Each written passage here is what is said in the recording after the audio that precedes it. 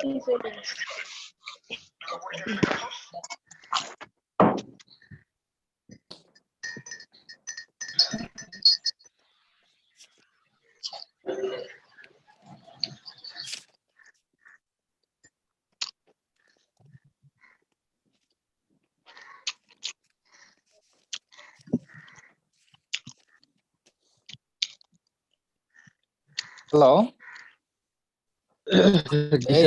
হ্যাঁ, আমার কথা শোনা যাচ্ছে না? জি স্যার, শোনা যায়। জি স্যার। আচ্ছা দেখো, আমরা গত ক্লাসে তোমার এই রেফ্রিজারেশন সিস্টেমটা কিছুটা দেখেছিলাম, তো আজকে আমরা আবার একটু এটা দেখব। আচ্ছা, তোমাদের যে এই যে ক্লাসের যে রুটিন হয়েছে, ক্লাস কবে শেষ করতে হবে এরকম কোনো ডেট কি দেওয়া আছে, জানো কিছু তোমরা? না স্যার, এরকম কোনো ডেট। আচ্ছা, দেখা যাক কি হয়, কবে কি হয়। তো আমরা আরেকটু আজকে আবার ওই দিন যা দেখেছিলাম আর কি রেফ্রিজারেশন সিস্টেমের এটা আজকে আবার একটু দেখি। তো এখানে আমরা জানি যে একটা রেফ্রিজারেশন সিস্টেমে মেইনলি 4টা কম্পোনেন্ট থাকে একটা রেফ্রিজারেটরে। একটা হচ্ছে কম্প্রেসর, একটা হচ্ছে কন্ডেন্সার, একটা হচ্ছে এক্সপানশন ডিভাইস, আর একটা হচ্ছে ইভ্যাপোরেটর, এবং সাথে মাঝে মাঝে এটা থাকেও রিসিভার ট্যাঙ্ক নামে একটা কম্পোনেন্ট। এটা মাঝে মাঝে থাকে আবার মাঝে মাঝে থাকেও না। এখন আমরা যদি একটু খেয়াল করি, গত ক্লাসে আমরা দেখেছিলাম যে কন্ডেন্সার এই ইভ্যাপোরেটর থেকে এখান থেকে ভেপার রেফ্রিজারেন্টটা কম্প্রেসরে প্রবেশ করে, এখানে সেটা কম্প্রেস হয়, মানে তার প্রেসারটা বাড়ে, ভলিউমটা কমে যায়, আর প্রেসার যেহেতু বাড়তেছে তার টেম্পারেচারটাও বাড়বে। তো এরপর এই ভেপার রেফ্রিজারেন্টটা কম্প্রেসড হয়ে চলে আসছে কন্ডেন্সারে। তো এই হাই প্রেসারাইজড রেফ্রিজারেন্টটা কন্ডেন্সারে এসে কন্ডেন্স হয়। তো কন্ডেন্স হওয়ার জন্য সে যেহেতু ভেপার থেকে লিকুইড ফেজে চলে আসতেছে, এই কন্ডেন্স হওয়ার জন্য যে হিটটা দরকার, heat latent heat of condensation আর কি, তার এই কন্ডেন্স হওয়ার জন্য যে হিটটা ছাড়া দরকার সে কি করবে, বাইরে এই হিটটা ছেড়ে দিবে।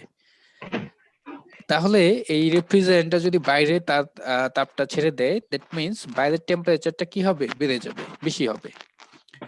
এরপর আমরা এই তোমার এখান থেকে রেফ্রিজারেন্টটা যাবে রিসিভার ট্যাঙ্কে, রিসিভার ট্যাঙ্ক হয়ে আসবে এক্সপানশন ডিভাইসে।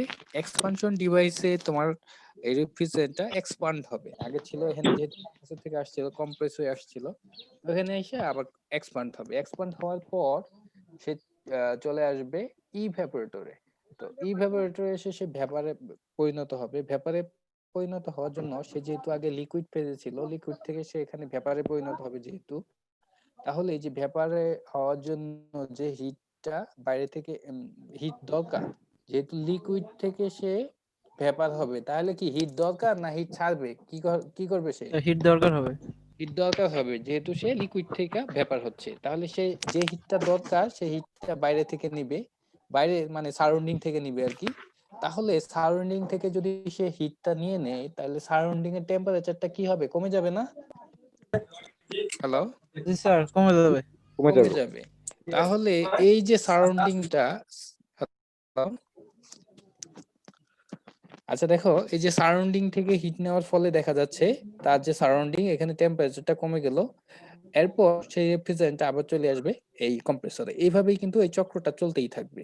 এখন আমরা যদি একটু খেয়াল করি, ওই গত ক্লাসে আমরা দেখেছিলাম যে এই ইভ্যাপোরেটর নামে যে জায়গাটা আছে, এখান থেকেই কিন্তু আমাদের রেফ্রিজারেন্টটা বাইরে থেকে তাপ নিয়ে নিচ্ছে, যার ফলে দেখা যাচ্ছে কি ওই যে ইভ্যাপোরেটরটা যে দিকে থাকে ওই জায়গাটা কিন্তু ঠান্ডা হয়ে যাচ্ছে। ওইটাকে আমরা বলি কি বলি, ফ্রিজের। Hello, deep point, deep deep বলি আমরা ফ্রিজের, ডিপ ফ্রিজ বলি। আমরা জানি যে ফ্রিজে দুইটা কম্পার্টমেন্ট আছে, একটা হচ্ছে ডিপ আর একটা হচ্ছে নরমাল। এখন একটা কথা দেখো, এই নরমালেও কি থাকে, ঠান্ডা থাকে না? জি স্যার, থাকে। ডিপে থাকে বেশি, নরমালে থাকে কম। কম। এখন এটা তাহলে কেমনে সম্ভব যে একটা একটা ফ্রিজে তো ইভ্যাপোরেটর থাকে একটা, একটা ইভ্যাপোরেটর থাকার ফলেও একটা কম্পার্টমেন্টে দেখা যাচ্ছে বেশি ঠান্ডা আর একটা কম্পার্টমেন্টে কম ঠান্ডা, এটা কেন হচ্ছে?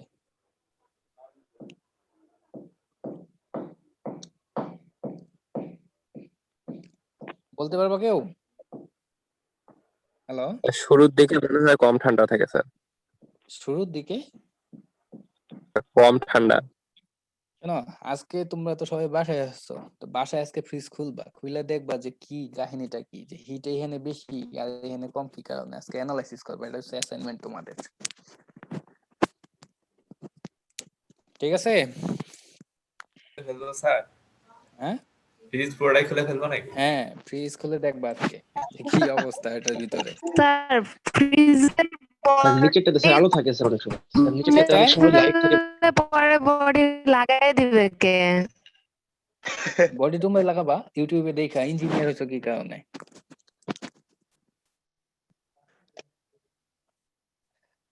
আচ্ছা দেখো, আমরা ওই আর লাগাইতে না পারলে লাগাইতে না পারলে তো ব্যর্থ ইঞ্জিনিয়ার। স্যার আপনার ফ্রিজটা এক্সপেরিমেন্ট করবো নি? না না, আমাদের ফ্রিজের এনে আমি তো জানি আমার দিয়ে এক্সপেরিমেন্ট করার দরকার নাই। আচ্ছা দেখো, আমরা স্যার আপনি করে একটু ভিডিও করে আমাদের পাঠায় দেন, তাহলে সবারই হইলো। না এটা তো তাহলে হইলো না, অ্যাসাইনমেন্ট দিছি তো তোমাদের, উল্টা তোমরা আমার দিয়ে দিচ্ছ অ্যাসাইনমেন্ট। স্যার শুধু আপনার ফ্রিজটা লাগবে, আর কিছু না, বাকিটা আমরা আচ্ছা করব। যাই হোক আমরা আরেকটু দেখি। আমরা গত ক্লাসে না, যখন ক্যাম্পাসে ছিলাম আর কি, তখন কিছু চার্ট দেখেছিলাম, প্রেসার এনথালপি, তারপর হচ্ছে তোমার টেম্পারেচার এন্ট্রপি চার্ট, এই ধরনের চার্ট দেখেছিলাম ভ্যাপারের ক্ষেত্রে। তো আমরা এখানে তোমার আজকে যে কাজটা করব, রেফ্রিজারেশন সাইকেলে এখানে যে রেফ্রিজারেন্টটা আছে এটা আমরা দেখতেছি একবার ভ্যাপারে পরিণত হচ্ছে, আবার তোমার লিকুইডে কনভার্ট হচ্ছে। তো এটা যে টোটাল যে সাইকেলটা একটু দেখবো যে এখানে কি হচ্ছে। তো ঝামেলা হয়ে গেল।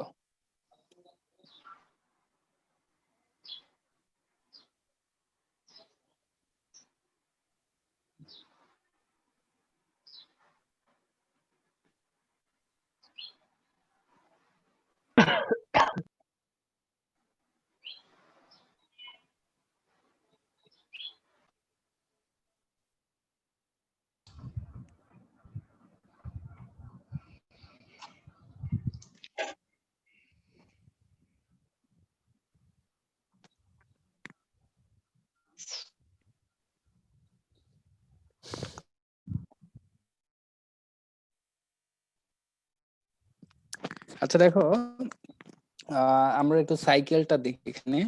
1 থেকে 2, এই 1 থেকে 2 এই দুইটা পয়েন্টের মাঝে আছে কম্প্রেসর। তাহলে এখানে কি হচ্ছে,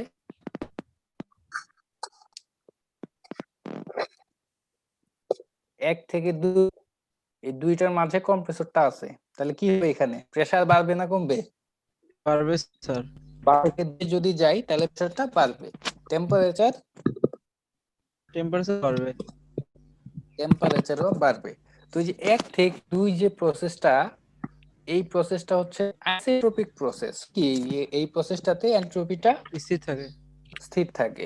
তো এখানে দেখো টেম্পারেচার এন্ট্রপি গ্রাফ আছে এখানে আমাদের, 1 থেকে 2 এ গেছি আমরা, এখানে কিন্তু টেম্পারেচারটা কনস্ট্যান্ট আছে, সরি এই এন্ট্রপিটা কনস্ট্যান্ট আছে এবং টেম্পারেচারটা কি বেড়ে গেছে। একই ভাবে আমাদের যে এখানে তো প্রেসার এনথালপি গ্রামটা আছে, এটার দিকে যদি আমরা একটু তাকাই, 1 থেকে 2 এ গেছি, এখানে প্রেসার বাড়ছে না কমছে? না, জি স্যার, বেড়ে গেছে। এখন দেখো তোমার প্রেসারটা বেড়ে গেছে, যেহেতু কম্প্রেস করতেছি সেটার প্রেসারও বাড়বে, টেম্পারেচার বাড়বে।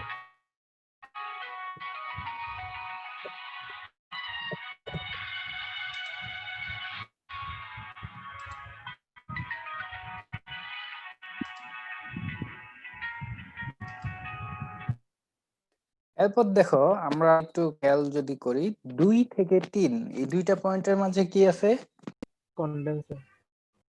কন্ডেন্সারে কি হচ্ছিল? কন্ডেন্সারে কি হচ্ছিল? স্যার ভেপার থেকে লিকুইড হবে। কন্ডেন্সারে ভেপার থেকে আমরা যে সুপ্ত তাপ, এটা কি করবে, সে ছেড়ে দিবে, লেট অফ কন্ডেনসেশন যেটা আর কি। এখন এই যে 2 থেকে 3 যে এটা থাকবে, এটা হবে, ঘটনা হবে কনস্ট্যান্ট প্রেসারে। 2 থেকে 3 নম্বর পয়েন্টে যে রেফ্রিজারেন্টটা যাচ্ছে, এই প্রসেসটা ঘটতেছে কি কনস্ট্যান্ট প্রেসারে। এখন তোমার এখানেও আমরা যদি একটু খেয়াল করি 2 থেকে 3 এটা কিন্তু হওয়ার কথা ছিল আইসোথার্মাল প্রসেস। কি প্রসেস? আইসো হ্যালো, আইসোথার্মাল প্রসেস। যেহেতু এখানে প্রেসারটার কোনো চেঞ্জ হচ্ছে না, দেখা যাবে কি এখানে টেম্পারেচারটাও একই রকম থাকবে। জি স্যার। এরপরে দেখো 3 থেকে 4, 3 থেকে 4-এর মধ্যে কি আছে? এক্সপানশন ভালভ, মানে এখানে আগে কম্প্রেস হয়েছিল, এখানে উল্টাটা ঘটবে আর কি, এক্সপান্ড হবে। তো এক্সপান্ড হইলে কি প্রেসার কমবে না বাড়বে? কমবে। প্রেসার কমে যাবে, টেম্পারেচারও একইভাবে কমবে, কমে স্যার। যাবে। এখানে দেখো 3 থেকে 4 এটা কনস্ট্যান্ট এনথালপিতে কি হয়েছে, এটার এক্সপানশন হয়েছে। তো এক্সপানশন হওয়ার ফলে দেখা যাচ্ছে যেটা এটার প্রেসারটা কমে যাচ্ছে, একইভাবে টেম্পারেচারটাও ফল করতেছে। এখন 4 থেকে 1 এখানে থাকে মাঝখানে ইভ্যাপোরেটর। আমরা জানি ইভ্যাপোরেটর থেকে বাইরে থেকে তোমার হিট রিসিভ হচ্ছে। তাহলে হিট যেহেতু রিসিভ হচ্ছে, তাহলে অবশ্যই টেম্পারেচার কি হবে, বাড়বে না কমবে? বাড়বে। বাড়বে। টেম্পারেচার বাড়বে না। কেন বাড়বে না? এখানে তো জাস্ট হচ্ছে সুপ্ত তাপ পড়ো নাই, সুপ্ত তাপ। হ্যালো, জি স্যার। এখানে তো শুধুমাত্র ফেজ চেঞ্জ হয়েছে। আমরা জানি যে 100 ডিগ্রির পানিও থাকে, আবার ওটাকে তাপ দিলে কি হয়, 100 ডিগ্রিতে ওই পানিটা কি হয়ে যায়, বাষ্প। বাষ্পে পরিণত হয়ে যায়। এই যে সুপ্ত তাপের যে বিষয়টা আছে এখানে, ওইটা আর কি। টেম্পারেচার এখানে বাড়বে না, এখানে জাস্ট তোমার ফেজটা চেঞ্জ হচ্ছে। আগে ছিল ইভেপোরেটরে ঢোকার আগে ছিল লিকুইড, ইভেপোরেটর থেকে বের হচ্ছে কি সে ভেপার ফর্মে। এখানে Vapor. শুধুমাত্র তাদের যে ফেজটা সেটা চেঞ্জ হচ্ছে, টেম্পারেচারের কোনো চেঞ্জ হচ্ছে না। এই যে আগেরটাই যেরকম 2 থেকে 3 এখানে কনডেন্স হয়েছিল, ঠিক না? জি স্যার। কনডেন্সটা হয়েছিল, তাপ ছেড়ে দিছিল, হিসেবে তো টেম্পারেচার কমে যাওয়ার কথা, কিন্তু কমে নাই। কারণ হচ্ছে এখানে জাস্ট সুপ্ত তাপ যেটা আর কি সেটা সে ছেড়ে দিছে, যার ফলে এই প্রসেসটা ছিল কি আইসোথার্মাল। মানে যেই প্রসেসে টেম্পারেচারটা কনস্ট্যান্ট থাকে সেটাকে আমরা বলি আইসোথার্মাল। কিভাবে এখানে যে তোমার ভেপারে কনভার্ট হচ্ছে লিকুইড থেকে, এই প্রসেসটাও হবে আইসোথার্মাল প্রসেস 4 থেকে 1। তো এইভাবেই আর কি আমাদের যে রেফ্রিজারেশনের যে এটা হচ্ছে এইভাবেই চলতে থাকে, এইভাবে 4টা প্রসেসের মাধ্যমে। তাহলে একটা হচ্ছে আইসেন্ট্রপিক প্রসেস, এটা হচ্ছে আইসোথার্মাল প্রসেস, আর এটা হচ্ছে তোমার, এটা অ্যাকচুয়ালি এটাও কিন্তু হওয়ার কথা ছিল তোমার আইসেন্ট্রপিক 3 থেকে 4, কিন্তু দেখা যায় এখানে আসলে এই 3 থেকে 4 যে প্রসেসটা, এটা আইসেন্ট্রপিক প্রসেস হয় না, মেনটেন করা যায় না। দেখা যায় এন্ট্রপি কিছু না কিছু থেকেই যায়। তো যার ফলে দেখা যায় এই লাইনটা একটু বেঁকে যায়, দেখো একটু বেঁকে গেছে।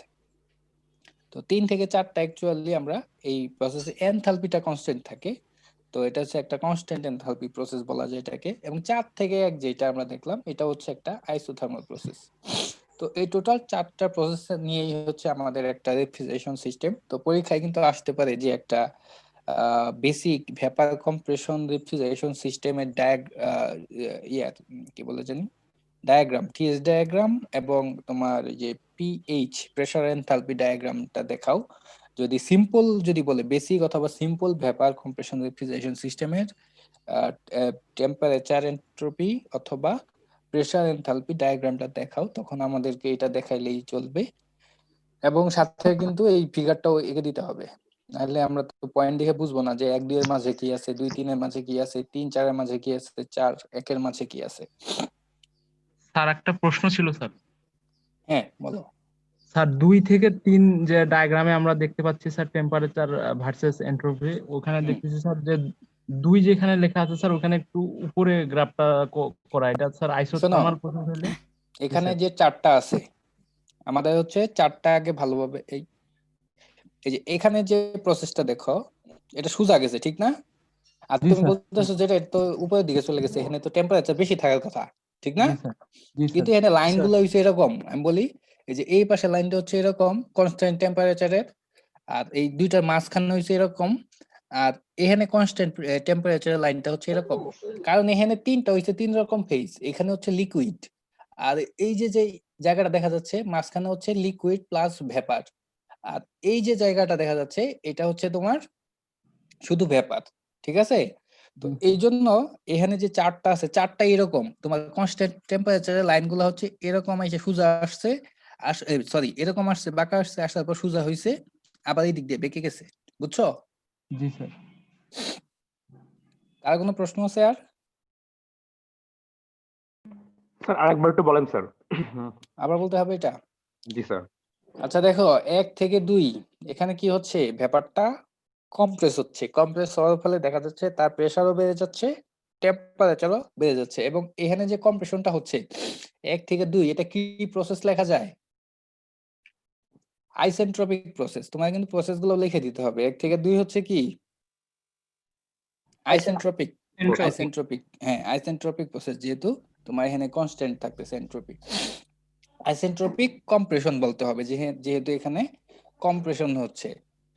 তারপর দেখো 2 থেকে 3, এই 2 থেকে 3 এর মাঝে কি হচ্ছে, কনডেন্স হয়ে যাচ্ছে। তো কনডেন্স হওয়ার জন্য সে যেহেতু ভেপার কন্ডিশনে আছে, ভেপার ফেজে আছে, ভেপার থেকে সে হবে লিকুইড। তো এই ভেপার থেকে লিকুইড হওয়ার জন্য তাকে বাইরে থেকে তাপ নিতে হবে না তাপ ছাড়তে হবে? স্যার হুম, স্যার ছাড়তে হবে, ছেড়ে দিবে, সুপ্ত তাপ ছেড়ে দিবে। ছেড়ে দিবে। এই যে তাপটা ছেড়ে দিচ্ছে, সুপ্ত তাপ ছাড়তেছে, কিন্তু এই জন্য দেখা যাচ্ছে কি তার টেম্পারেচারের কিন্তু কোনো পরিবর্তন হবে না, ঠিক না? হ্যালো, জি স্যার। জি স্যার। কারণ আমরা জানি যে এক ফেজ থেকে আরেক ফেজে যখন যায় পানি, তখন কি তার কোনো তাপের কোনো পরিবর্তন হয়? তাপের কিন্তু কোনো পরিবর্তন হয় না, শুধুমাত্র ফেজটার পরিবর্তন হয়। 0 ডিগ্রির পানি থেকে 0 ডিগ্রি বরফে যখন যায়, তখন কি টেম্পারেচারের কোনো চেঞ্জ হয়? না স্যার। চেঞ্জ হয় না, শুধুমাত্র ফেজটা আচ্ছা। চেঞ্জ হয়। এখানেও একইভাবে 2 থেকে 3 যখন আসবে, তার শুধুমাত্র ফেজটা চেঞ্জ হবে, সে ভেপার থেকে হয়ে যাবে লিকুইড। এখন এই যে 2 থেকে 3 প্রসেসটা, এটাকে বলা হবে আইসোথার্মাল প্রসেস। আইসোথার্মাল কি প্রসেস হবে এটা?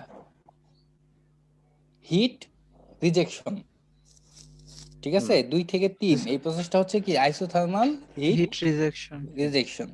এরপর দেখো 3 থেকে 4, 3 থেকে 4 আমরা যদি খেয়াল করি, 3 থেকে 4টা কি প্রসেস? এখানে প্রেসারটা এক্সপ্যান্ড হবে বলতেছে। এক্সপ্যান্ড হবে, এক্সপ্যান্ড হওয়া মানে কি কম্প্রেশন। আইসোথার্মাল প্রসেস হবে স্যার। আইসোথার্মাল কেমনে হয় ভাই? 3 থেকে 4 এটা প্রেসার কমে যাবে, না প্রেসার স্যার। কমলে তো তোমার এটা আইসোথার্মাল 3 থেকে 4 প্রেসার কমে যাবে, টেম্পারেচার কমে যাবে। এটাকে এই যে এখানে দেখো দেখাইছি আমরা, এখানে এনথালপিটা কনস্ট্যান্ট থাকে আর কি। এখানে জাস্ট হচ্ছে এক্সপ্যান্ড হয়, আগে যেরকম হচ্ছে কম্প্রেশন হইছে, এখানে হবে কি কনস্ট্যান্ট এনথালপিতে তোমার এক্স কি বলে জানি এক্সপানশন হবে আর কি। এরপর দেখো 4 থেকে 1 যেটা, এখানে ইভ্যাপোরেটর থাকে মাঝখানে। এখানে 4 নাম্বার পয়েন্টে আছে লিকুইড রেফ্রিজারেন্ট, আর 1 নম্বরে আছে কি ভেপার রেফ্রিজারেন্ট। তাহলে লিকুইড থেকে ভেপারে পরিণত হওয়ার জন্য আর কি তাপ নিতে হবে না তাপ ছাড়তে হবে? তাপ নিতে হবে। তাপ নিতে হবে। তখন সে বাইরে থেকে এই এই ভেপারে কনভার্ট হওয়ার জন্য তার যে ল্যাটেন্ট হিট, যেটা সুপ্ত তাপ যেটা দরকার, এই সুপ্ত তাপটা নিবে।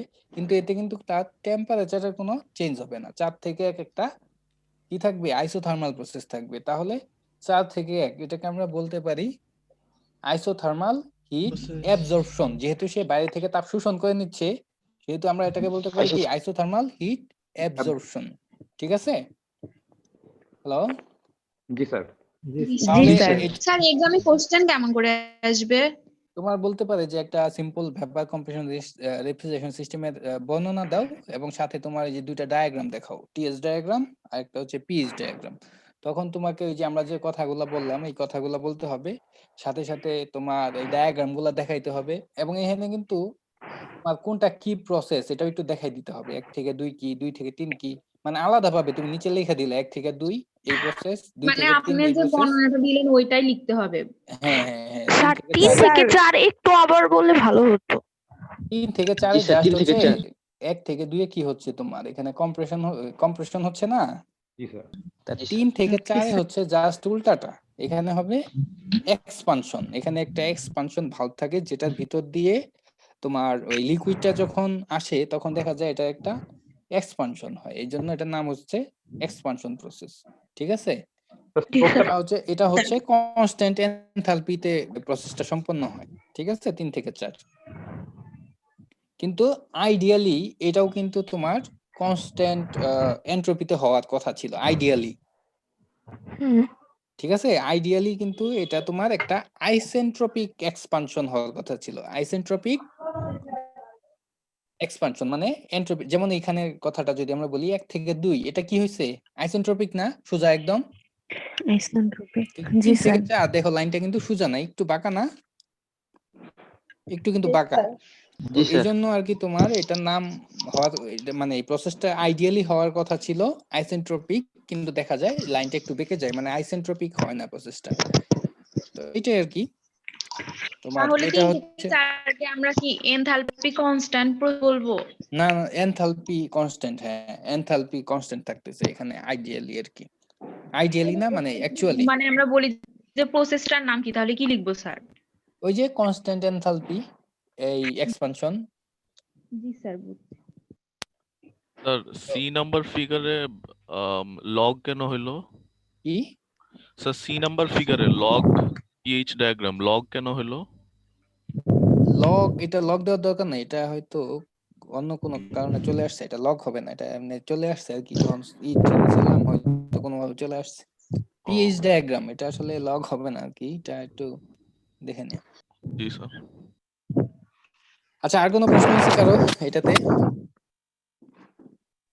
স্যার 1 থেকে 2 নম্বর প্রসেসের নাম হচ্ছে আইসেন্ট্রপিক প্রসেস। Isentropic process.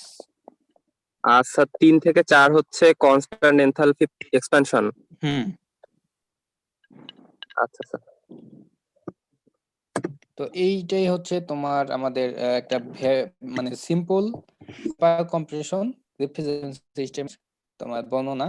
তো এখন দেখা যায় যে এই রেফ্রিজারেশন সিস্টেমের যে ইফেক্ট, যেমন ধরো এখানে আমরা যে ইফেক্টটা পাই রেফ্রিজারেশন সিস্টেমকে, এটাকে বলা হয় রেফ্রিজারেটিং ইফেক্ট। কি ইফেক্ট বলা হয়? Refrigerating effect. ইফেক্ট। তো এইখানে আমরা যদি একটু খেয়াল করি ইফেক্টটা আমরা কোন জায়গায় পাই রেফ্রিজারেশনের, বলো তো? ইফেক্টটা আমরা কোন জায়গায় পাই, কোন জায়গায় পাই ইফেক্টটা? আমাদের রেফ্রিজারেটরের উদ্দেশ্য কি? ঠান্ডা করা। ঠান্ডা করে। ঠান্ডা করা। এটা কোন জায়গায় করে? কন্ডেন্সারে করে। হ্যাঁ, কন্ডেন্সারে তো সিস্টেমটা তোমার বাইরে দিক ছেড়ে দিচ্ছে। Expansion evaporator. ইভাপোরেটর ইভাপোরেটরে। তাহলে কি বললাম এতক্ষণ? আমরা তো দেখলাম যে রেফ্রিজারেন্টটা বাইরে থেকে তাপ নিতেছে কোথায়? ইভাপোরেটরে। দ্যাট মিন্স বাইরের যে সারাউন্ডিংসটা ঠান্ডা হয়ে যাচ্ছে, ঠিক না? তাহলে ঠান্ডাটা হচ্ছে কি 4 আর 1 নাম্বার পয়েন্টের মাঝে, ঠিক না? হ্যালো, এখন দেখো কতটুক ঠান্ডা হইতেছে, এটা আমরা কিভাবে বুঝবো? এই যে 4 নাম্বার পয়েন্টে যে রেফ্রিজারেন্টটা ছিল তার যে এনথালপি, এটা 1 নাম্বার পয়েন্টে যখন আসছে তাপ নিয়ে, তখন তার এনথালপিটা কি বেড়ে গেছে না? জি স্যার। তাহলে এই যে দুইটা এনথালপির মধ্যে যে পার্থক্য, সেটাই হচ্ছে রেফ্রিজারেটিং ইফেক্ট। কতটুকু তাপ সে নিয়ে নিছে, এটা হচ্ছে এই 1 নাম্বার পয়েন্ট এবং 4 নাম্বার পয়েন্টের এনথালপির যে পার্থক্য, সেটাকে আমরা বলবো কি? Refrigerating effect. লেখা রাখো যে 1 নাম্বার পয়েন্ট এবং 4 নাম্বার পয়েন্ট, অথবা এইভাবে দিয়ে দাও H1 মাইনাস H4, এটাই হচ্ছে রেফ্রিজারেটিং ইফেক্ট। H1টা হচ্ছে 1 নাম্বার পয়েন্টের তোমার এনথালপি, আর H4টা হচ্ছে 4 নাম্বার পয়েন্টের এনথালপি। স্যার একটু আরেকবার বলেন স্যার। 4 এবং 1 এই দুইটার যে এনথালপি পার্থক্য, 1 এবং 4 নাম্বার পয়েন্টের এনথালপি যে পার্থক্য, সেটাকে বলা হয় রেফ্রিজারেটিং ইফেক্ট।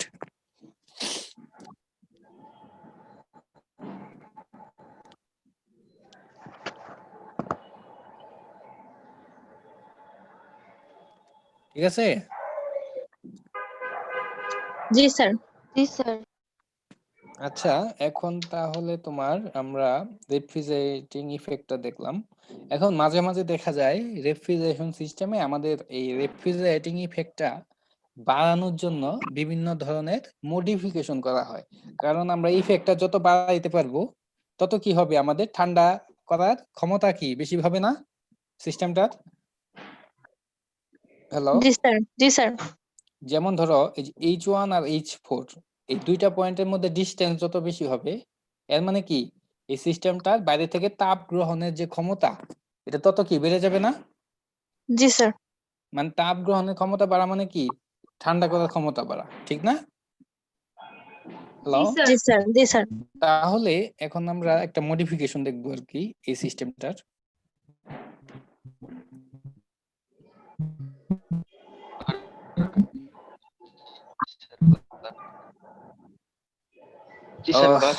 এখানে দেখো একটা মডিফিকেশন আমরা এখানে দেখানো হয়েছে।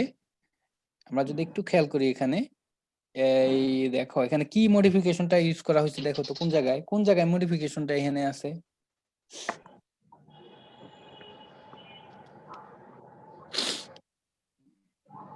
কম্প্রেসর আর ইভাপোরেটরের মাঝখানে যেটা, কোথায় কম্প্রেসর কম্প্রেসর আর ইভাপোরেটরের মাঝখানে। হ্যাঁ, কম্প্রেসর Heat আর exchanger. ইভ্যাপোরেটরের মাঝখানে এবং একই সাথে ইভ্যাপোরেটর এবং কন্ডেন্সারের মাঝখানে, সরি, এক্সপানশন ভালভ এবং কন্ডেন্সারের মাঝখানে এই যে এইখানে কিন্তু একটা মডিফিকেশন করা হয়েছে। দেখো এখানে একটা হিট এক্সচেঞ্জার ইউজ করা হয়েছে, খেয়াল করছো?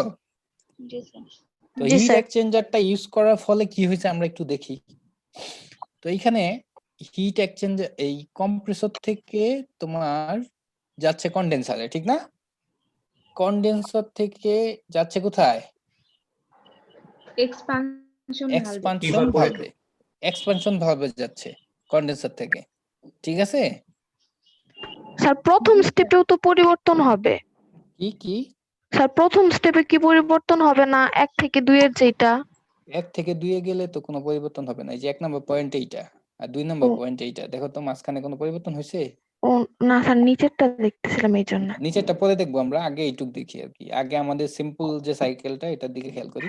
3 নাম্বার পয়েন্টে আসলাম। 3 নাম্বার পয়েন্টে আসার পর দেখো আমরা এখানে একটা হিট এক্সচেঞ্জার ইউজ করে ফেলছি। এটা ইউজ করার ফলে আসলে কি হয়েছে সেটা আমরা একটু দেখি। যে তোমার 3 থেকে যে রেফ্রিজারেন্টটা বের হচ্ছে এটা কি লিকুইড না ভেপার? 3 থেকে যেটা বের হচ্ছে লিকুইড। এখানে হচ্ছে এই যে দেখো 3 নাম্বার পয়েন্টটা আমাদের 3 থেকে যেটা বের হচ্ছে এটা হচ্ছে লিকুইড। আবার এখানে ইভ্যাপোরেটর থেকে বের হচ্ছে যেটা, এটা কি লিকুইড না ভেপার? Sir vapour. ভেপার। কোনটা ভেপার। টেম্পারেচার বেশি? কোনটা টেম্পারেচার বেশি? ব্যাপারে ভেপার টেম্পারেচার বেশি। আমাদের ডায়াগ্রাম থেকে কি মনে হচ্ছে? লিকুইডের টেম্পারেচার বেশি। এখানে কিন্তু একটা জিনিস সবসময় মনে রাখবা, তোমার কোনো একটা জিনিসকে বাষ্পে পরিণত করব আমরা, যেমন পানিকে বাষ্প আমরা জানি সাধারণত 100 ডিগ্রিতে পানি বাষ্পে পরিণত হয়, ঠিক না? জি স্যার। কিন্তু এটাকে প্রেসার যদি আমি কমিয়ে দিই অথবা প্রেসার যদি বাড়িয়ে দিই তাহলে কি হবে? পানির ওই বয়লিং পয়েন্ট কি 100 থাকবে? না স্যার, চেঞ্জ হবে না? চেঞ্জ হবে চেঞ্জ না? হবে স্যার। এই ঘটনাটাই কিন্তু আমরা এখানে ঘটাইছি। এই যে কম্প্রেসরের প্রেসার বাড়াইছি একবার, আবার কন্ডেন্সারে কি করছি, এই সরি এক্সপানশন ভালভে আবার কি করছি আমরা, টেম্পারেচার প্রেসারটা কমাই দিছি। তো এইগুলা কিন্তু করা হয়েছে, এই কাজগুলা করা হয়েছে যাতে তার জি, যে জি। বয়েলিং পয়েন্ট এবং তার যে কন্ডেন্স হওয়ার যে পয়েন্টটা এগুলো যাতে চেঞ্জ হয়, এই জন্যই কিন্তু করা হয়েছে। যার ফলে দেখা যাচ্ছে কি এখানে তোমার কই গেল, যে এই জায়গাতে তোমার দেখা যাচ্ছে যে লিকুইড হওয়ার পরেও তার টেম্পারেচার বেশি, আর এই জায়গায় ভেপার হওয়ার পরেও দেখা যাচ্ছে কি তার টেম্পারেচারটা কি কম না বেশি? কম। কম। এখন আমরা একটু খেয়াল করি, এখানে দেখো 3 থেকে 3 এ যখন এই জায়গায় যখন আসতেছে তখন দেখা যাচ্ছে তার টেম্পারেচারটা বেশি। আবার ইভ্যাপোরেটর থেকে যখন বের হয়ে যাচ্ছে এই জায়গাটাতে কি টেম্পারেচারটা হচ্ছে কি কম না বেশি? হ্যালো, স্যার কম। ইভ্যাপোরেটর থেকে যেটা বের হয়ে যাচ্ছে সেটা হচ্ছে ভেপার। 1 নাম্বার পয়েন্ট, এই যে 1 নাম্বার পয়েন্টটা দেখো, এখানে 1 নাম্বার পয়েন্টের দিকে তাকাও আর এখানে 3 এর দিকে তাকাও। 3 এর দিকে টেম্পারেচার বেশি না একের চেয়ে? জি স্যার। যখন এই 3 নাম্বার পয়েন্ট আর এই 1 নাম্বার পয়েন্টে যে ব্যাপারটা আছে দুইটা যখন এই হিট এক্সচেঞ্জারের ভিতর দিয়ে যাবে, হিট এক্সচেঞ্জার নাম শুনেই কিন্তু বোঝা যাচ্ছে যে একটার হিট আরেকটাতে কি হবে, ট্রান্সফার হবে। তো যেহেতু এটার টেম্পারেচার বেশি 3 নাম্বার থেকে যেটা বের হয়ে আসছে, আর 1 নাম্বার থেকে যেটা যাচ্ছে এটা টেম্পারেচার যেহেতু কম, তাহলে এটা থেকে কিছু পরিমাণ হিট চলে আসবে কোথায়, এইটাতে, ঠিক না? আমরা জি জানি স্যার। যে হিট সব সময় কম তাপমাত্রা উচ্চ তাপমাত্রার বস্তু থেকে নিম্ন তাপমাত্রার বস্তুতে প্রবাহিত হয়। তো এই হিট এক্সচেঞ্জারটা এমপ্লয় করার ফলে যেটা হইলো, এই 3 নাম্বার পয়েন্টে যে লিকুইডটা ছিল এটা টেম্পারেচার বাড়বে না কমে যাবে হিট এক্সচেঞ্জার থেকে বের হয়ে? কমে যাবে। কমে যাবে। আবার একই ভাবে 1 নম্বরে যে ব্যাপারটা ছিল এটা টেম্পারেচারটা কি হয়ে যাবে? এখন এই যে টেম্পারেচার বাড়া কমার ফলে কি হচ্ছে সেটা আমরা একটু দেখি। দেখো আমার 3 নাম্বার পয়েন্ট এটা ছিল না? জি স্যার। 3 নাম্বার পয়েন্ট এটা ছিল। এখন দেখো এই যে 3 নাম্বার যে পয়েন্টটা আছে এটা আছে স্যাচুরেশন লাইনে। কোন লাইনে আছে? স্যাচুরেশন। স্যাচুরেশন লাইনে। তাহলে এটা যেহেতু তোমার এই শুধুমাত্র হিটটা ট্রান্সফার হবে আর এটা কোনো ধরনের ফেজ চেঞ্জ হবে না, তাহলে এটা এই স্যাচুরেশন লাইন ধরে এই দিকে নামবে। যেহেতু এটা টেম্পারেচারটা কমে যাচ্ছে, যেহেতু টেম্পারেচারটা কমে যাচ্ছে সে এটা লাইন ধরে এই দিকে নামবে। এখন দেখো তার হিট ট্রান্সফারের ফলে তার নতুন অবস্থান, নতুন টেম্পারেচার হয়ে গেছে T3 প্রাইম ধরলাম এটা। T3 prime. ঠিক আছে? এখন দেখো 3 থেকে 4 এখানে কি হবে? এক্সপানশন হবে। যে আগের মতো লাইনটা দেখো একটু বেঁকে গেছে, এটা বাঁকা হওয়ার কথা ছিল না। আইডিয়ালি এটা হওয়ার কথা ছিল এরকম সোজা নিচের দিকে, কিন্তু এটা একটু বেঁকে গেছে। এখন আরেকটু আমরা যদি খেয়াল করি, এই যে হিট এক্সচেঞ্জারটা আমরা নিছি এটা যদি না নিতাম তাহলে কিন্তু এই যে এই প্রসেসটা এরকম হইতো না। এটা সরাসরি কিন্তু এই যে এই জায়গা থেকে বাঁকা হয়ে এরকম হয়ে যেত, ঠিক না? জি স্যার। এরকম হয়ে যেত। কিন্তু এখন এইটা এমপ্লয় করার ফলে কিন্তু এই যে এইটুকু এরিয়া আমার বেড়ে গেছে। আমার কিন্তু এইটুকু হওয়ার কথা ছিল, কিন্তু এই হিট এক্সচেঞ্জারটা এমপ্লয় করার ফলে এই যে কিছুটা এরিয়া, এই এরিয়াটুকু কি আমার বেড়ে গেছে না? জি স্যার। এখন দেখো এই এরিয়াটা বেড়ে যাওয়ার ফলে কি হয়েছে আমরা একটু দেখি। আগের ফিগারটাতে 4 নাম্বার পয়েন্টটা, এই যে এই পয়েন্টটা, এটা একটু পয়েন্টগুলো একটু ভুল হয়েছে, এটা বুঝছো? এটা হবে 3 নাম্বার পয়েন্ট হবে আর কি, এটা ভুলে 4 হয়ে গেছে। এটা হবে 3, এটা হবে 4, এটা হবে 1, এটা হবে 2। এই পয়েন্টগুলো একটু ঠিক করে নিও এই ফিগারের। এটা হবে 3, এটা 4, এটা 1, এটা 2। আমরা আগের যে ফিগারটা দেখছিলাম মনে আছে 3 নাম্বার পয়েন্টটা কি এই জায়গায় ছিল না? হ্যালো, জি স্যার। এখন জি 3 নাম্বার স্যার। পয়েন্টটা চলে আসছে কোথায়? এদিকে সরে আসছে। এই দিকে সরে আসছে। তাইলে আগে যে 3 নাম্বার পয়েন্টটা ছিল ওইটা থেকে সরাসরি যদি সোজা নিচের দিকে নামতাম তাহলে 4 নাম্বার পয়েন্টটা কি এই জায়গায় থাকতো না? জি স্যার। এখন 4 নাম্বার পয়েন্টটা কি এই জায়গায় সরে আসছে, কিন্তু খেয়াল করছো? জি স্যার। জি স্যার। আবার আগের ফিগারটাতে, আগের যে ফিগারটা ছিল ওইখানে কিন্তু এই 1 নাম্বার পয়েন্টটা ছিল এই জায়গায়, ঠিক না? জি স্যার। এখন কিন্তু 1 নাম্বার পয়েন্ট এই জায়গায় সরে আসছে। কেমনে সরে আসলো দেখো, এই যে এখানে যে আমরা এই যে হিট এক্সচেঞ্জের মাধ্যমে যে কিছু পরিমাণ হিট নিয়ে নিলাম 1 নাম্বার পয়েন্টে, এটার এখন নতুন কি টেম্পারেচারটা কি বেড়ে গেছে না গেছে? জি স্যার, এনথালপি দেখো বেড়ে গেছে। 4 থেকে 1 এ আসতেছে, এই যে 4 থেকে 1 এ আসছে, ঠিক আছে আসলো, এটা ভ্যাপার হয়ে গেল। ভ্যাপার হওয়ার পরেও কিন্তু আমি এই যে হিট এক্সচেঞ্জারে নিছি, যার ফলে দেখা যাচ্ছে কি তার টেম্পারেচার বাড়বে না কমবে? পারবে স্যার অবশ্যই। বাড়বে, কারণ সে যে এটা যে 3 নাম্বার পয়েন্ট থেকে যে লিকুইড রেফ্রিজারেন্ট আসতেছিল এটা টেম্পারেচার 1 নাম্বার বেশি ছিল। পয়েন্টে যে ভেপার রেফ্রিজারেন্ট আছে তার চেয়ে বেশি, যার ফলে দেখা যাবে এটা টেম্পারেচারটা একটু এই যে দেখো এইদিকে বেড়ে গেছে কিন্তু, ঠিক আছে? জি স্যার। এখন টেম্পারেচারটা বেড়ে যাওয়ার ফলে যেটা হয়েছে তোমার, এখন আমরা যদি একটু খেয়াল করি এই ফিগারে চলে আসি। আগে 1 নাম্বার পয়েন্টটা ছিল কি এই জায়গায় না? জি স্যার স্যার। এনথালপি বেড়ে গেছে। জি এই স্যার। জায়গায় ছিল, এখন কিন্তু পয়েন্টটা চলে আসছে কি এই জায়গায়, খেয়াল করছো? জি স্যার। এই জায়গায় চলে আসছে। আচ্ছা এই ফিগারটা একটু পয়েন্টগুলো চেঞ্জ করতে হবে, সবগুলাই চলে আসছে। এখন দেখো এই যে আগের যে এরিয়াটা ছিল, আগের এরিয়াটা ছিল এই পয়েন্টটা ছিল এই জায়গায়, এই পয়েন্টটা ছিল এই জায়গায়, আর এই পয়েন্টটা ছিল কিন্তু এই জায়গায়, ঠিক না? জি জি স্যার। স্যার। কিন্তু এখন কি দূরত্ব কি বেড়ে গেছে না দুইটা পয়েন্টের মধ্যে? হ্যালো, জি স্যার বাড়ছে। বাসে দূরত্ব বাসে মানে কি জি এই স্যার। যে এনথালপির যে পার্থক্য, এরিয়া দুইটা বেড়ে গেছে। পয়েন্টের যে এনথালপির পার্থক্য এটা বাড়ছে না কমছে? বাড়ছে স্যার। এনথালপির পার্থক্যটা বেড়ে গেছে। এনথালপির পার্থক্যটা বেড়ে গেছে মানে কি ওই সিস্টেমের রেফ্রিজারেটিং ইফেক্টটা কি হয়েছে বেড়ে গেছে, ঠিক না? বেশি হয়েছে। বেশি জি হয়েছে। স্যার। তাহলে এই যে দুইটা প্রসেস আমরা ইউজ করলাম, এই যে আহা, এই যে তোমার কন্ডেন্সার থেকে বের হওয়ার পরেই এক্সপানশন হওয়ার আগেই আমরা যে এটাকে একটু কুল করে নিলাম, এই প্রসেসটাকে বলা হয় সাব কুলিং অথবা আন্ডার কুলিং বলা হয় এটাকে। আবার এখানে যে ভেপারটা ছিল, ভেপারটাকে আমরা কি একটু হিট করে নিচ্ছি না কম্প্রেসরে ঢোকার আগে এই হিট এক্সচেঞ্জারের মাধ্যমে? এই যে প্রসেসটা, এই প্রসেসটাকে বলা হয় সুপার হিটিং। এই যে সাব কুলিং এবং সুপার হিটিং, এই দুইটা প্রসেসই তোমার রেফ্রিজারেটিং ইফেক্ট বাড়ানোর কাজে ব্যবহৃত হয়। ঠিক আছে? জি স্যার। ওকে, তাহলে তোমার রেফ্রিজারেশন সাইকেল আমাদের হয়ে গেল।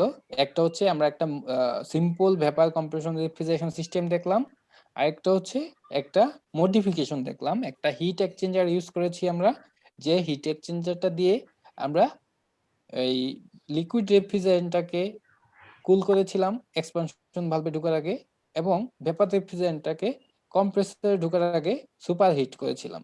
এই দুইটা একটা প্রসেসের না, কুল করার প্রসেসটা হচ্ছে সাব কুলিং অথবা আন্ডার কুলিং, এবং এই যে একটু হিট হইছে এই প্রসেসটার নাম হচ্ছে সুপার হিটিং। এবং এই যে সাব কুলিং সুপার হিটিং করার ফলে কি হয়েছে, সিস্টেমের যে রেফ্রিজারেটিং ইফেক্ট সেটা কি হয়েছে, বেড়ে গেছে না কমে গেছে? বেড়ে গেছে স্যার। বেড়ে গেছে। এখন দেখি আমরা একটা হিট এক্সচেঞ্জার। তো হিট এক্সচেঞ্জার তো কি, এটা আমরা কিছুক্ষণ আগে দেখলাম। তো হিট এক্সচেঞ্জারের কাজ হচ্ছে একটা তাপ থেকে একটা তাপ আরেকটাতে স্থানান্তরিত করা, এটাই হচ্ছে হিট এক্সচেঞ্জারের কাজ। এখানে ওই কথাটাই বলা আছে, এই hit exchanger is a device used to transfer heat between a solid object and a fluid or between two or more fluid।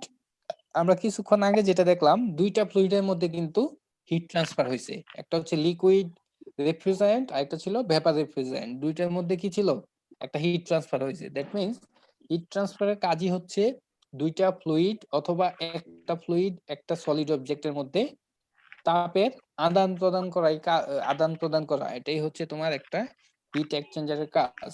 তো হিট এক্সচেঞ্জার আসলে কোথায় ব্যবহৃত হয় আমরা যদি দেখতে চাই, এখানে দেখো হিট এক্সচেঞ্জারের অনেক ব্যবহারের কথা বলা হয়েছে।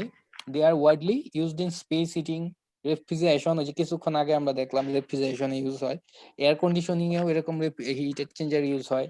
তারপর তোমার বিভিন্ন পাওয়ার স্টেশনে ইউজ হয় দেখা যায়, বিভিন্ন কেমিক্যাল প্লান্টসে ইউজ হয়, তারপর petrochemical plants, petroleum refineries, natural gas processing, তারপরে সুয়েজ ট্রিটমেন্ট।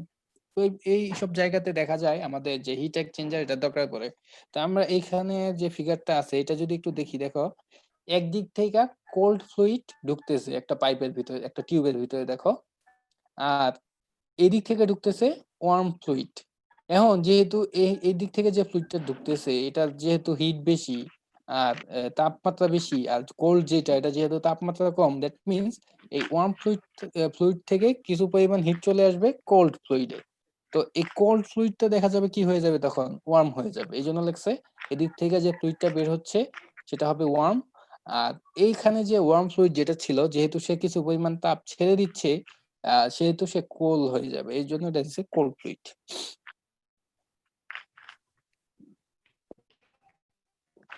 এরপর দেখো বয়লার। তো বয়লার নামে আরেকটা ইনস্ট্রুমেন্ট আছে আমাদের। এই বয়লারের কাজই হচ্ছে স্টিম জেনারেট করা, বয়লারকে কিন্তু স্টিম জেনারেটর বলা হয়। তো একটা বয়লার কিন্তু আসলে অনেক কমপ্লেক্স। আমরা যদি একটা ফিগার দেখি, এই দেখো এখানে কিন্তু অনেক সিস্টেম থাকে একটা বয়লারের ভিতরে। তো এখানে দেখা যায় পাম্প থাকে, তারপর তোমার ওই ফুয়েল থেকে তোমার কি বলে ফায়ার প্রডিউস করার জন্য দেখা যায় একটা টিউব থাকে, তার একটা ফার্নেস থাকে, তারপর হচ্ছে তোমার এখানে অনেক মানে, তারপরে দেখো যেহেতু স্টিম প্রডিউস হয় একটা বয়লারের ভিতরে, দেখা যায় কি তার প্রেসারটা আস্তে আস্তে প্রেসার বিল্ড আপ করে, প্রেসার অনেক বেড়ে যায়। তো প্রেসার বেড়ে গেলে মাঝে মাঝে শুনবা যে বয়লারের বিস্ফোরণ ঘটছে।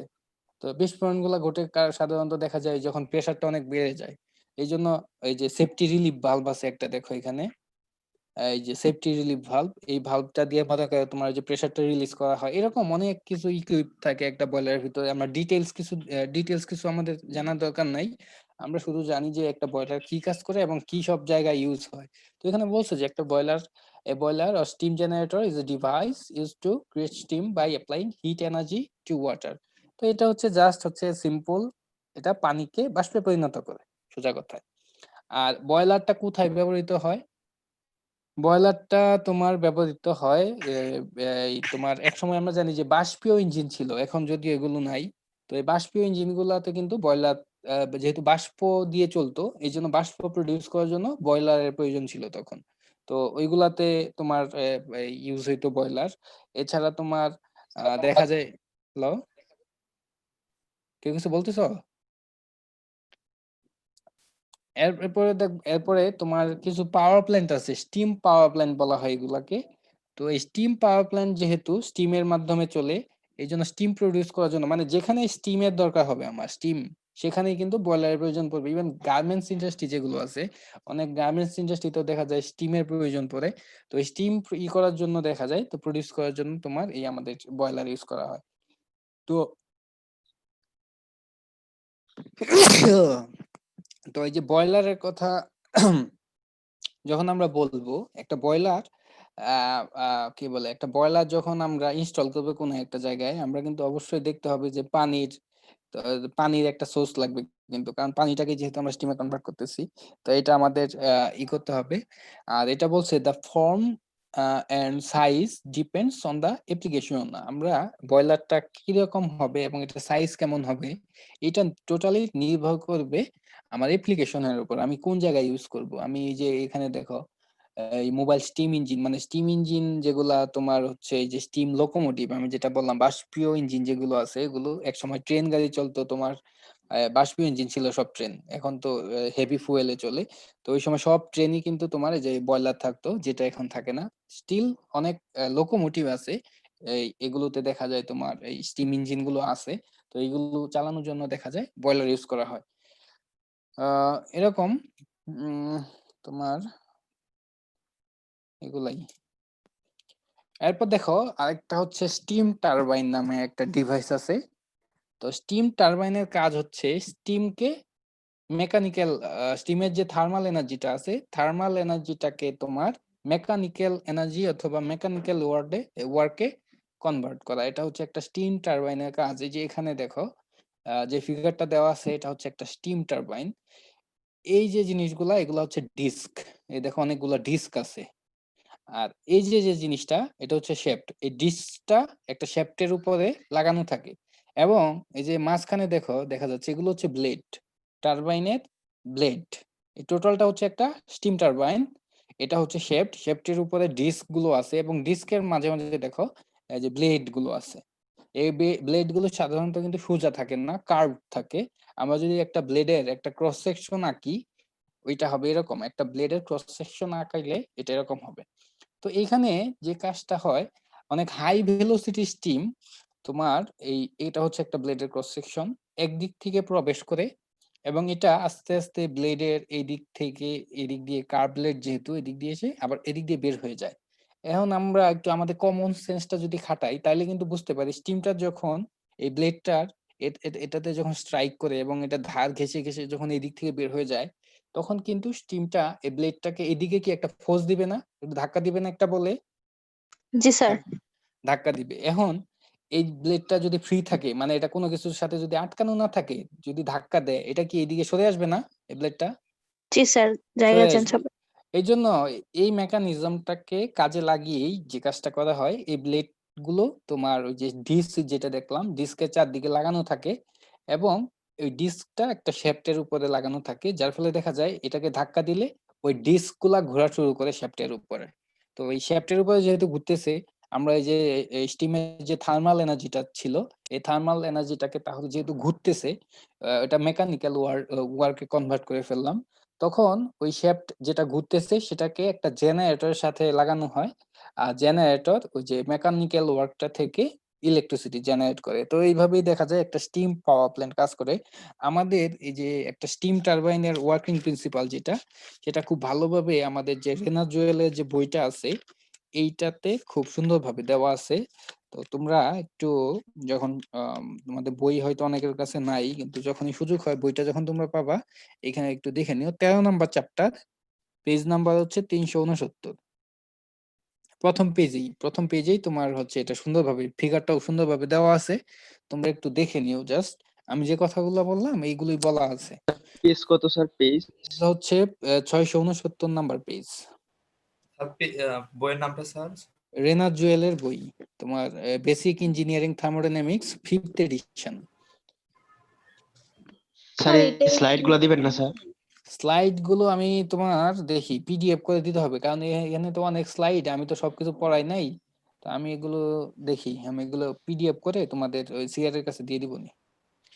জি স্যার, একটু দিলে ভালো হয় স্যার। আচ্ছা আমি স্যার এগুলো PDF দিলে তো একটু ভালো হয় সবার কাছে। আচ্ছা আমি এগুলো দিয়ে দিবনি, কিন্তু এই যে আজকে যেগুলো বললাম এখানে কিন্তু জাস্ট ফিগার গুলো আঁকানো আছে, যে রেফ্রিজারেশন সিস্টেম বলো, তারপর এইগুলো দেখো স্যার এখানে কিন্তু শেষের এটা বুঝি নাই।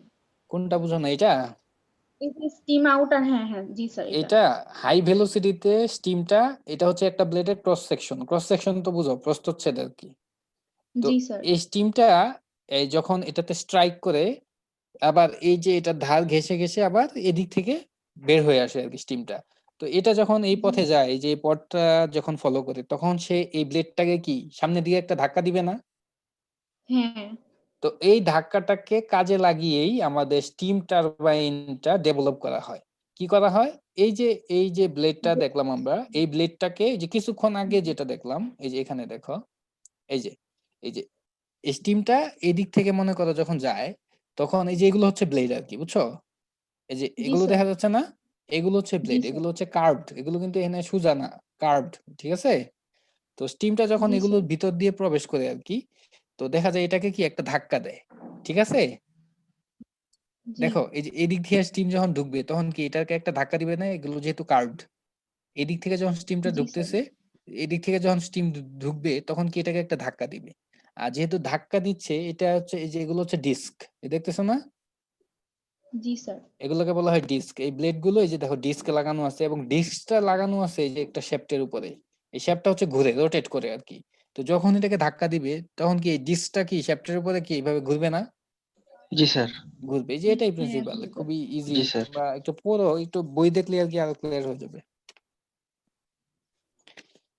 তো এই যে এই লাস্টে যে কয়েকটা কোশ্চেন দেখলাম আর কি, বয়লার, তারপর হিট এক্সচেঞ্জার, স্টিম টারবাইন, এগুলো হচ্ছে দেখবা যে বিগত বছরগুলোতে তোমার এই শর্ট নোট হিসেবে কিন্তু অনেকবার আসছে, ঠিক আছে? স্যার বইয়ের পিডিএফ পাওয়া যাবে না? বইয়ের পিডিএফ তো নাই। স্যার তাহলে ওই যে ভ্যাপর কম্প্রেশন রেফ্রিজারেটর হ্যাঁ, ব্যাপার সেকেন্ড কম্প্রেশন ফিগারটা স্যার একটু আরেকবার। ফিগারটা, সেকেন্ড ফিগারটা স্যার, ওই যে সাব কুলিং এর ফিগারটা স্যার, হ্যাঁ হ্যাঁ কি বলো, ওইটা স্যার একটু আরেকবার বলতেন স্যার। আবার বলবো?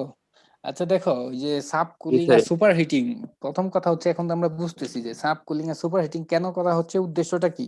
উদ্দেশ্যটা হচ্ছে একটা রেফ্রিজারেশন সিস্টেমের তার যে ক্যাপাসিটি, রেফ্রিজারেটিং ইফেক্ট, এটা কি বাড়ানোর জন্য আমরা সাব কুলিং এবং সুপার হিটিংটা করতেছি, ঠিক না? এটা তো বুঝছো যে সাব কুলিং আর সুপার হিটিং যে করা হয় একটা স্যার হিট পরে স্যার ক্লাস আছে স্যার।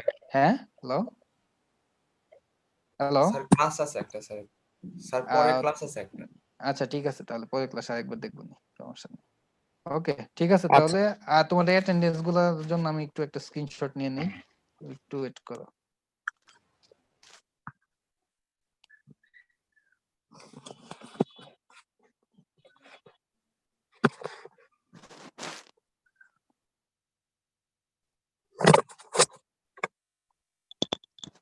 স্যার রেফ্রিজারেশন সিস্টেমটা কি বইয়ে পাবো? হ্যাঁ বইয়ে আছে সবই। জি স্যার। তবে এই যে এটা যে ফিগারের, আচ্ছা ফিগারটা আমি সামনে ক্লাসেই করে দিব নি। আচ্ছা তোমাদের সবাই তো আইডি নাম্বারটা লিখে রাখবে আর কি, আইডি নাম্বার আছে তো সবার মনে হয় নাকি?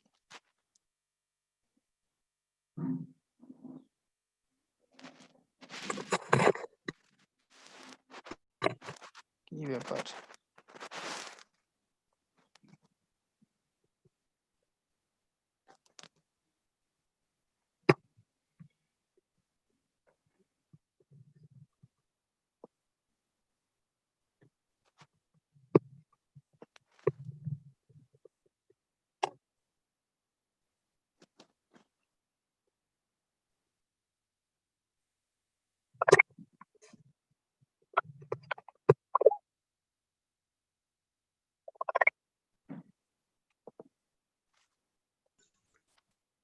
চ্যাট বক্সে আইডি নাম্বারটা দিয়েছি স্যার।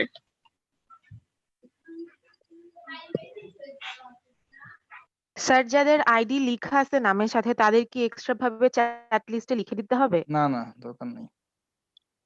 দাঁড়াও একটু দাঁড়াও, আমার প্রায় হয়ে গেছে।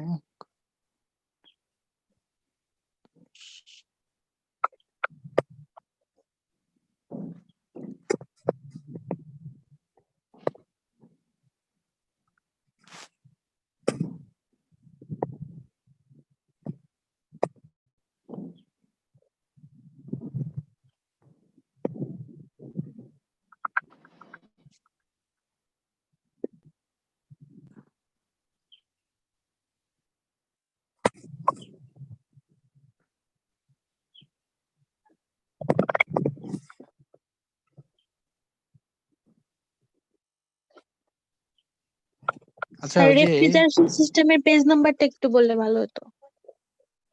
ওটা বলতেছি। আচ্ছা, তোমাদের একজন তোমার কি বলে জানি, রিটেক নিছে কোর্সটা, ছেলেটা ফোন দিছিল আমার, ও আছে নাকি?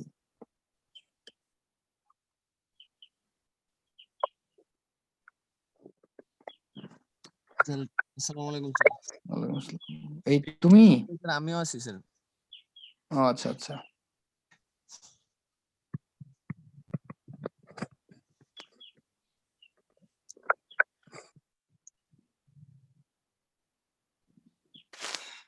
আমি ফোন দিই নাই কিন্তু স্যার আমিও আছি আর কি রিটেক। ও তাহলে তুমি না, ওর তো কণ্ঠস্বরটা একটু অন্যরকম। স্যার শান্ত। ফুডের একটা ছেলে মনে হয়। জি স্যার 17-26। হুম, ওরকম। ও কি আছে? জি স্যার। হুম।